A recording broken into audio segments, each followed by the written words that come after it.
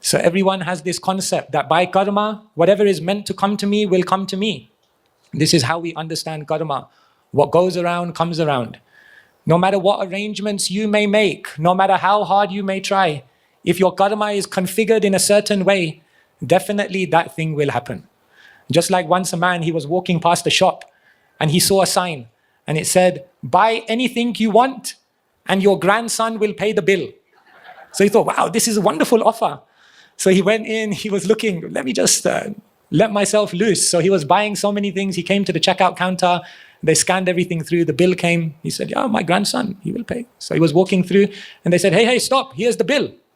So he said, what do you mean? The sign said that my grandson will pay. They said, yes, your grandson will pay. This is the bill from your grandfather. So John chapter 9. Jesus heals a man born blind. As he went along, he saw a blind man from birth. His disciples asked him, Rabbi, who sinned, this man or his parents, that he was born blind? Neither this man nor his parents sinned, said Jesus. But this happened so that the works of God might be displayed in him. As long as it is day, we must do the works of him who sent me. Night is coming when no one can work. While I am in the world, I am the light of the world. After saying this, he spit on the ground, made some mud with the saliva, and put it on the man's eyes. Go, he told him, wash in the pool of Siloam. So the man went and washed and came home seeing. Now that is from the New International Version. You can check out the King James Version as well, if you want, if you prefer, where he said the following. And as Jesus passed by, he saw a man which was blind from his birth. Now, this is most relevant because he's saying exactly the same thing that you just heard the Swami mention. It's the same exact tale. So Jesus isn't saying here, he's not talking about rebirth, reincarnation. He's not going to the subject, but from, if we are thinking people that have an intellect and a thinking mind, we can easily detect here from the context between what he's teaching and showing and doing with his students present, that they are in fact already assuming rebirth and reincarnation. They're not discussing it because it's a given. It's already something that they know. It's not something that they need even discuss. So what they're discussing is, why is he blind? And he's not somebody that was blinded after birth. He's blind from birth. They're making a point of saying that. So when they ask him, and then they ask him, the students ask him, why was he born blind? Is it because of his sin or that of his parents? So we understand the parents' sin, okay. But how could he have sinned if he's not even alive to sin? So this right here means exactly what I'm telling you. And you can just go through the logic on your own time.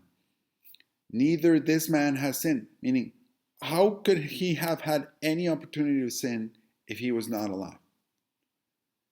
Because can you sin if you haven't been created? I don't think so. So this is, in my opinion, proof that they were discussing something because they were already familiar with reincarnation. So right here, this is, in my opinion, the smoking gun from the gospel, not from the rest of the Bible, because people love in churchianity, they try to teach you that there is only one lifetime and you are either saved or you're done for, or you're going to hell, which is absolutely ludicrous. And that's not what, it's not biblical. It's not what the scripture says. It's a complete infiltration and corruption of churchianity.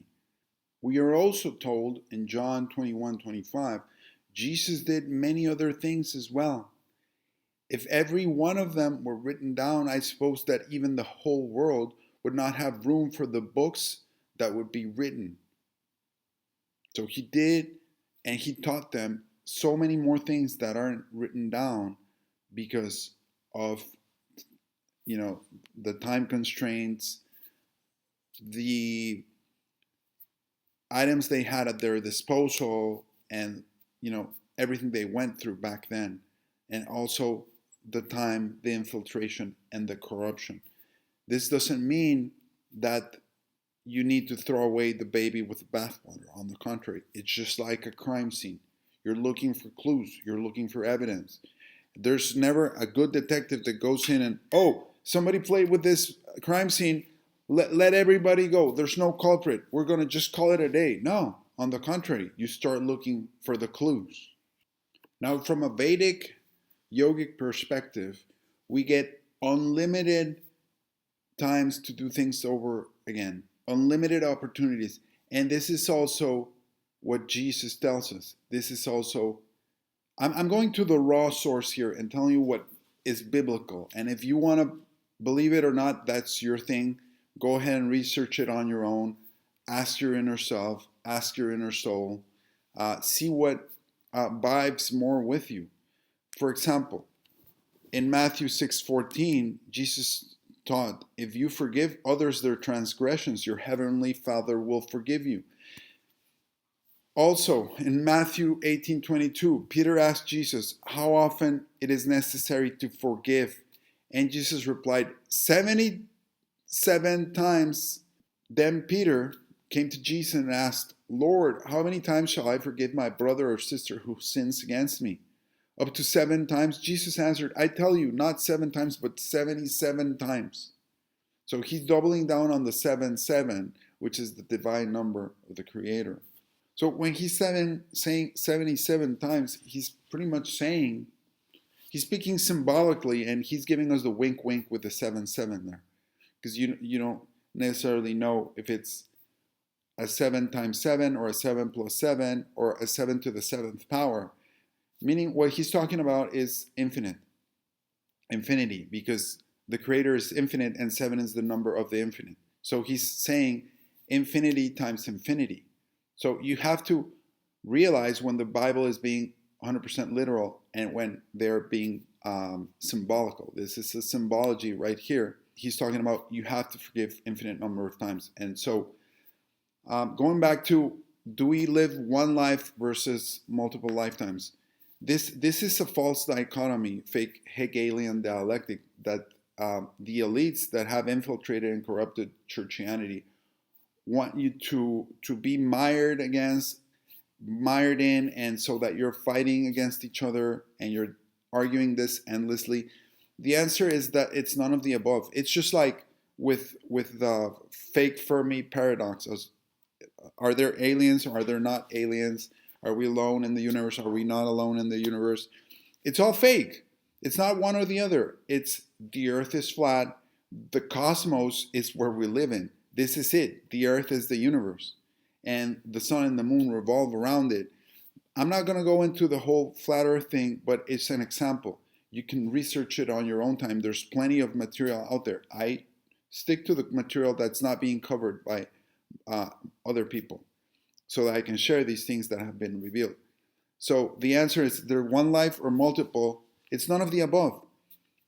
There is only one life, but you get to live it out in multiple iterations in different bodies or flesh suits, meat suits, however you want to see it.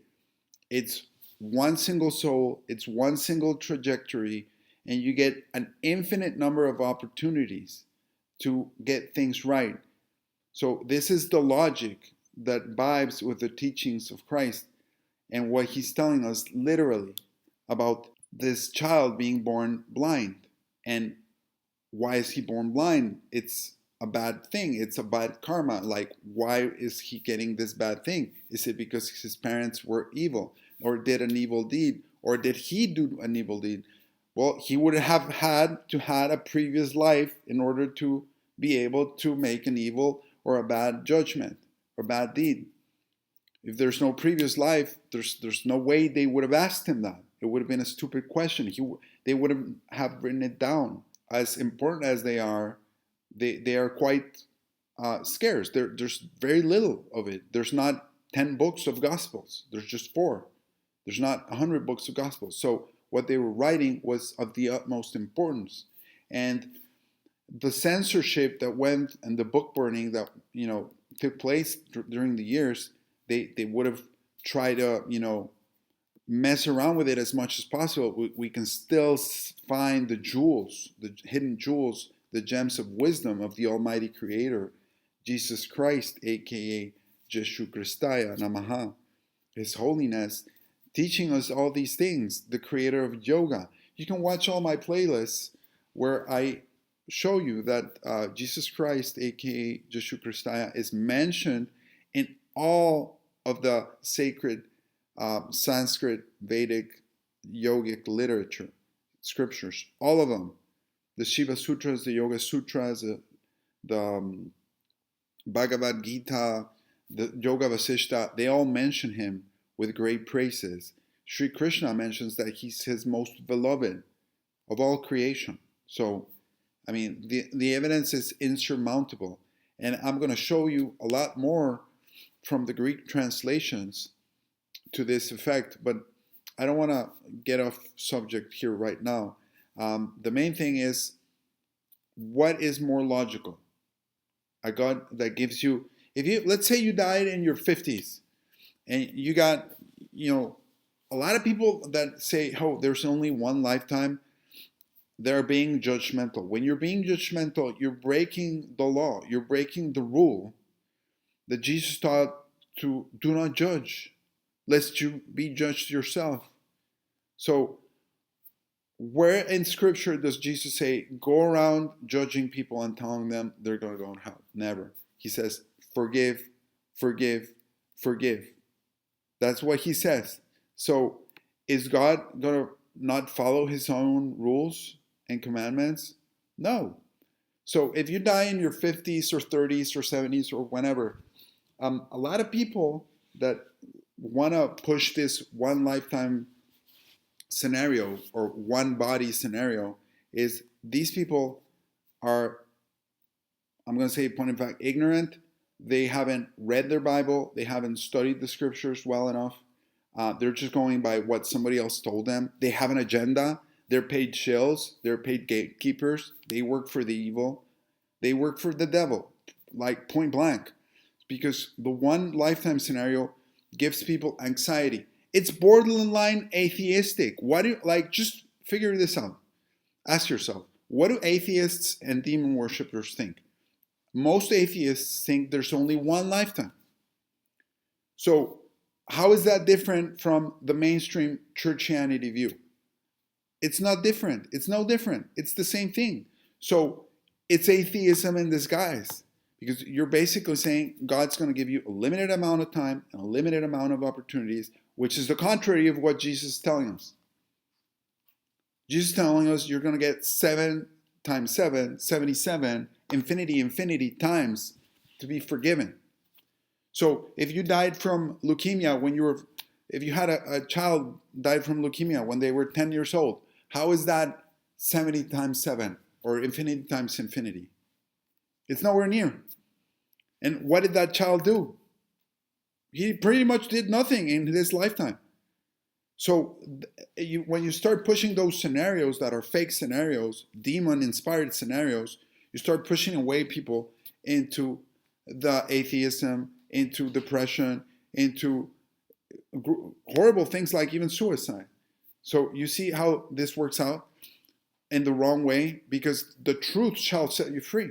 And the truth is that you get an unlimited amount of opportunities to get things right. So a lot of people that like to pass judgment and say, oh, this is the life you get and that's it, buddy, is because they're doing well. They're doing well for themselves. Good for them. But there's a lot of other people that don't have it so good. And, they're going through rough times. They lost their job. They lost their family.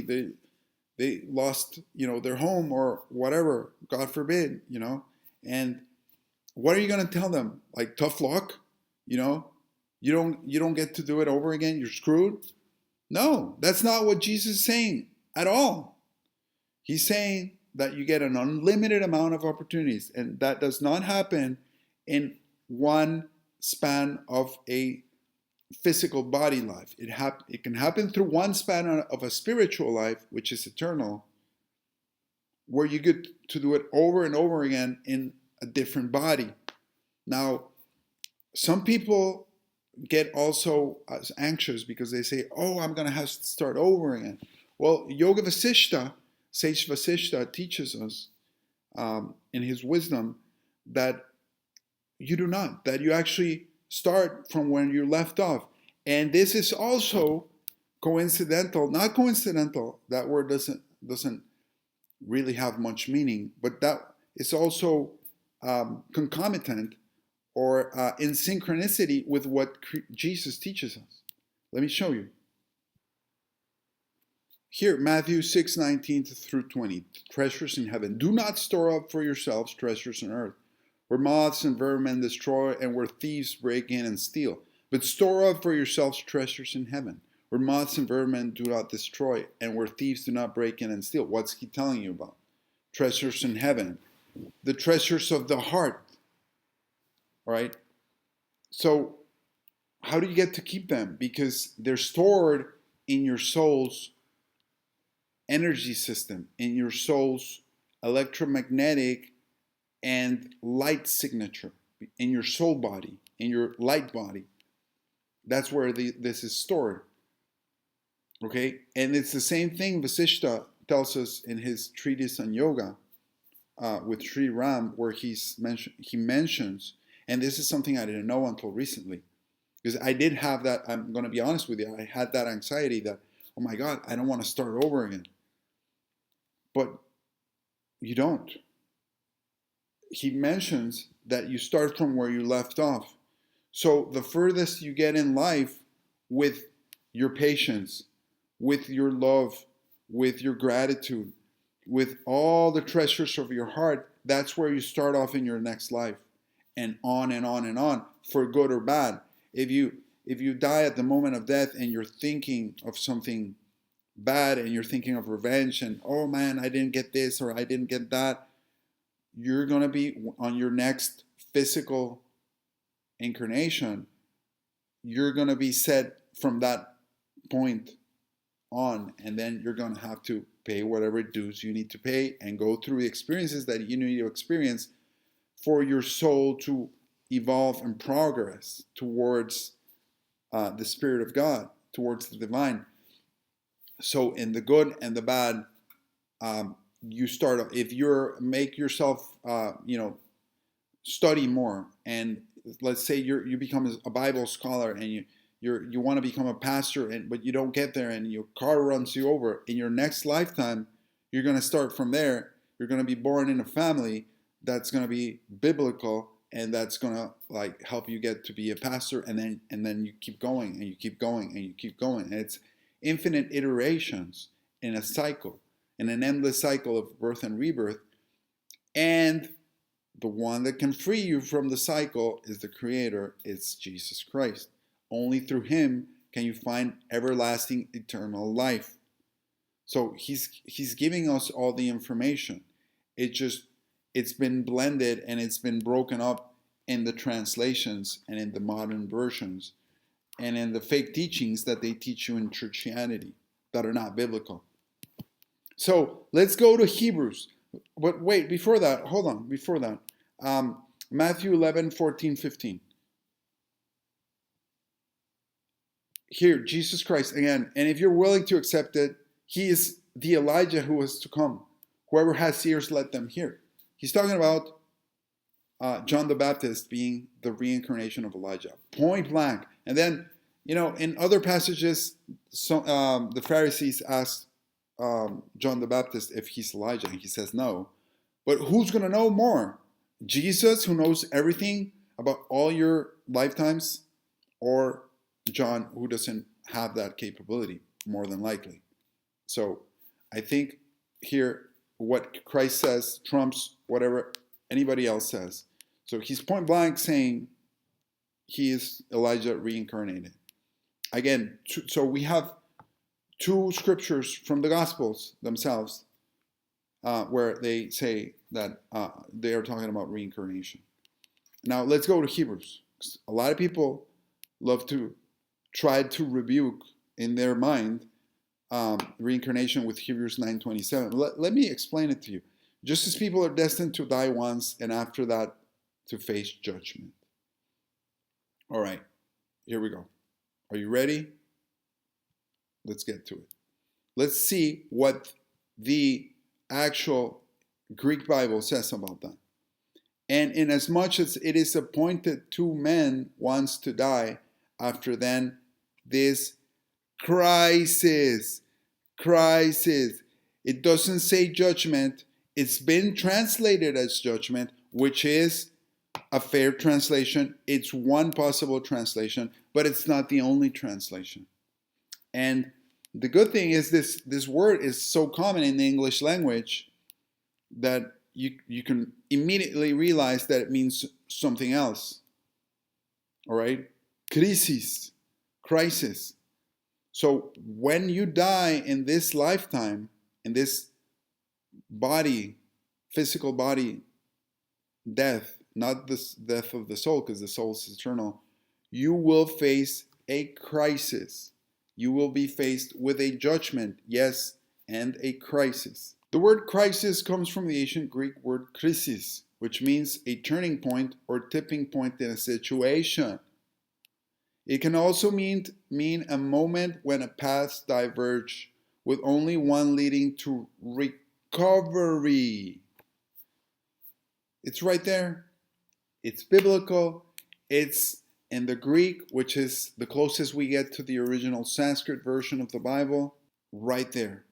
It's a decision. Yes, it can be a judgment, a trial, a sentencing, accusation, quarrel, dispute.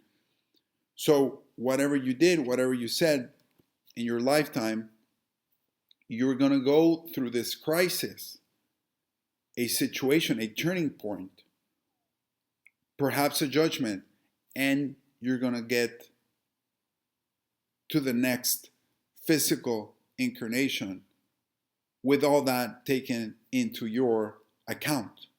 From Merriam-Webster's, crisis is also an emotionally significant event or radical change of status in a person's life. Well, because losing your body is going to be pretty radical, pretty significant, a decisive moment, an unstable or crucial time or state of affairs in which a decisive change is impending. Because yeah, you're going to have to see what the outcome's going to be, especially one with the distinct possibility of highly undesirable outcome. So a lot of people think, oh, multiple lifetimes or reincarnation is going to lead people to do whatever they want because you get ultimate opportunities. Not necessarily, because you're going to pay dearly for it. If you start acting like a jackass, you're going to pay dearly for it. So again, you get unlimited opportunities to get things right and to continue on your path to get closer to the Creator, to learn about the Creator, because everything there is to learn about Him. Now, if you notice here, I was looking for the word crisis in Sanskrit, and it showed me the word Jesus Christ. Because Christ, phonetically speaking, and crisis start with the first four letters, same first four letters. Because you're going to go through Christ, literally. You're going to go through Him in the spiritual realm, and He's going to be the one assessing the damages, per se, or the boons, depending on how you led your life, how you are reaping what you sowed, because Krista is also the crystals that make up matter, and is also cultivating the ground, cultivating the earth with the souls, agriculture of souls. Now let's dive deeper even into the coding of this word crisis, because what I'm telling you also, and I've made some videos about this, and I'll make more, because I have a lot more evidence that the Bible is indeed written in Sanskrit, which is called Sanskritam originally. Sanskrit is a misnomer. Sanskritam is the real name. So you can tell this from the Greek, and from the usage of the words. Look, so they're using the word crisis, and it means all these words in Sanskrit.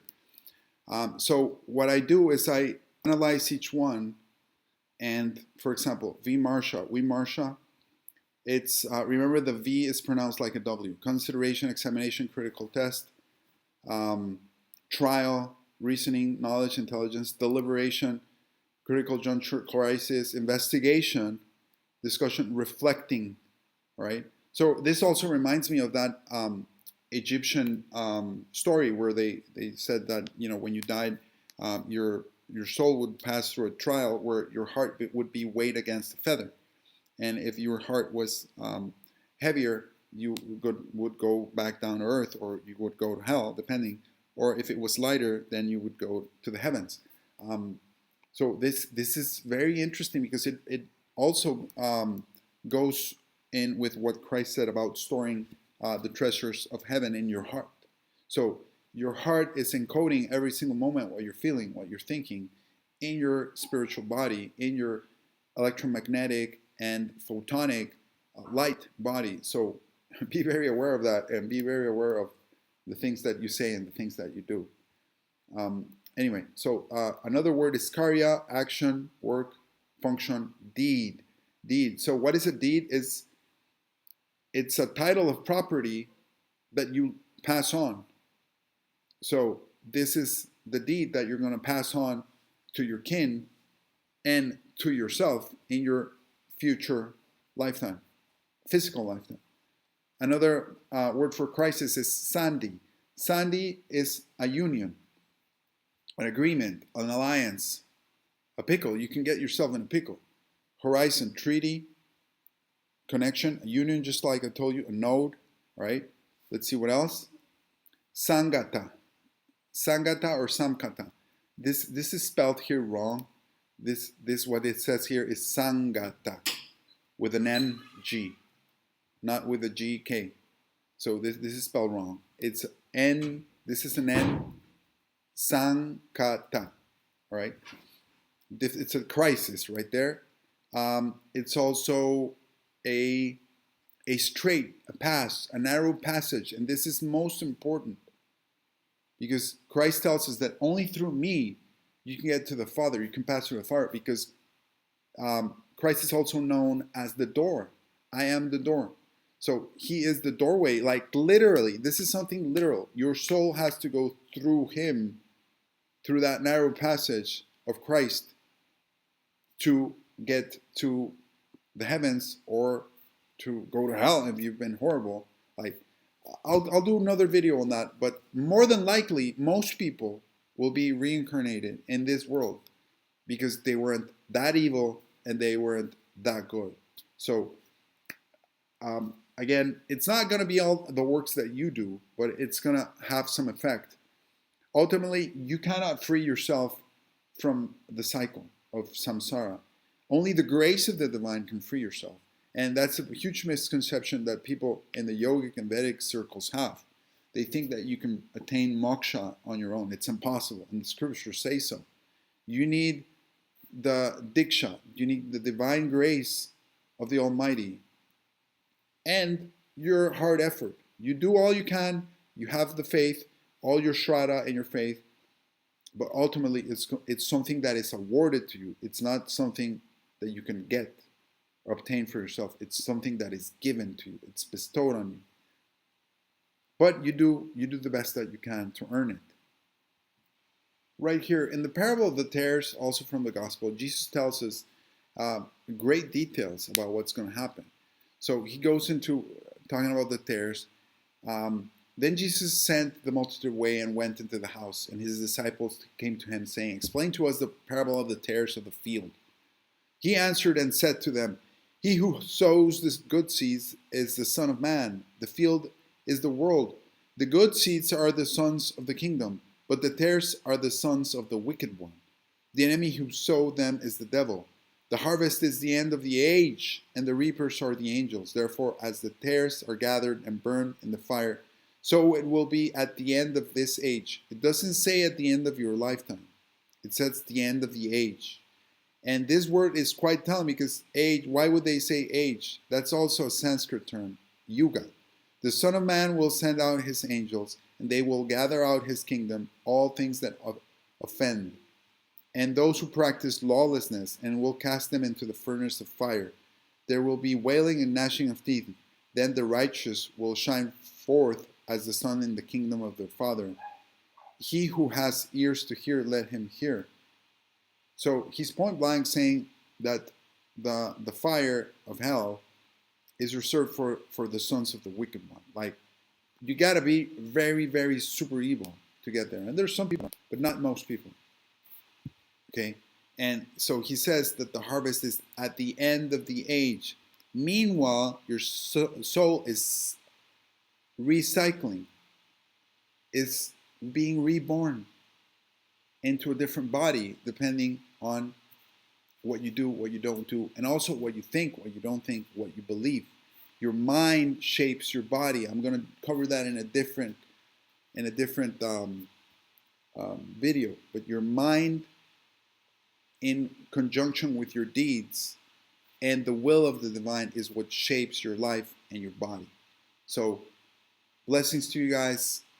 I hope this video gives you solace and comfort in your life and helps you on your path to the divine. Blessings.